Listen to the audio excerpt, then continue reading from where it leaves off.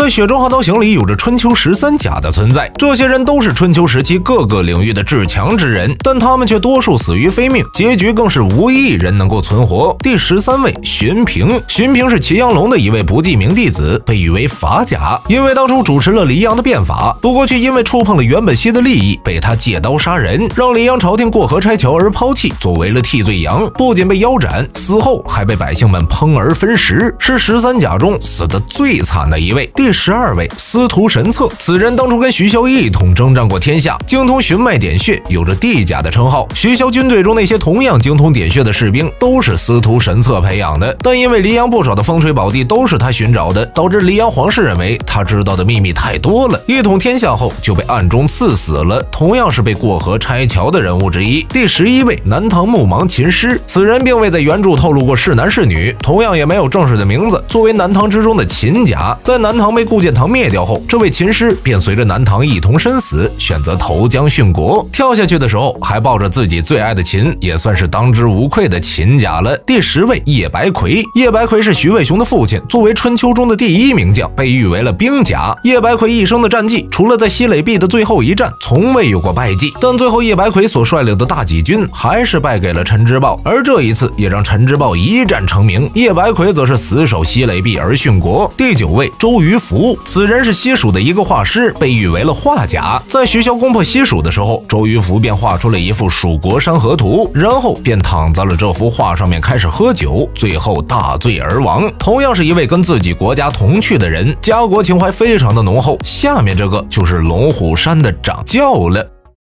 雪中悍刀行春秋13甲结局，第8位，齐玄真。作为龙虎山的上代掌教，他更是吕祖的转世之一，在12岁就开窍，成为了道甲。但明悟后得知自己等不到红衣，便选择投胎转世，来世再等。不过至于齐玄真呢，到底是飞升了还是转世了，这一点原著中也并未给到明确的定论。但洪喜相的出现也能够说明其中的原因吧。其选择也算是13甲中为数不多选择自己身死的人了。第7位，西楚皇后。此人就是春秋中的色甲了，容貌非常的靓丽。在徐骁灭掉西楚之后，赵乙还打算以6000兵力跟徐骁换这位西楚皇后，但徐骁不想让他灭国之后再受到侮辱，便给了一条白绫，让他自己解决性命。如果不是徐骁的这条白绫，恐怕西楚皇后早就成为了赵乙的玩具。他也算是死得体面的13甲之一了。第6位，祁炼华。祁炼华是吴素的父亲，更是春秋时期的刀甲。刀甲可谓是出神入化，在吴素死后便一直留在北凉王府中，成为了仆人，暗中守护外孙徐凤年。得知自己大限将至之前，祁炼华便跟徐凤年相认，然后前往了黎阳，跟顾建堂一战，逼死了袁本熙，以及杀掉了钦天监的炼器士和800个侍卫。最终祁炼华也力尽而亡，到最后也算是了却了自己做父亲的一桩心事。第5位，龙树僧人。龙树僧人被誉为佛门圣人，也是13甲中的世甲，曾帮助徐凤年突破到了金刚境。他一生只读金刚经，成就了金刚不破的大金刚境。前往北莽道德宗的时候，被5位道家真人围攻，都没有破掉自己的金刚经。而李当心赶去之后便圆寂了。在龙树僧人圆寂的时候，更是有诵读金刚经的声音从苍穹而下，让数千位诚恳的道徒转而向佛。下面这个便是雪中的剑神了。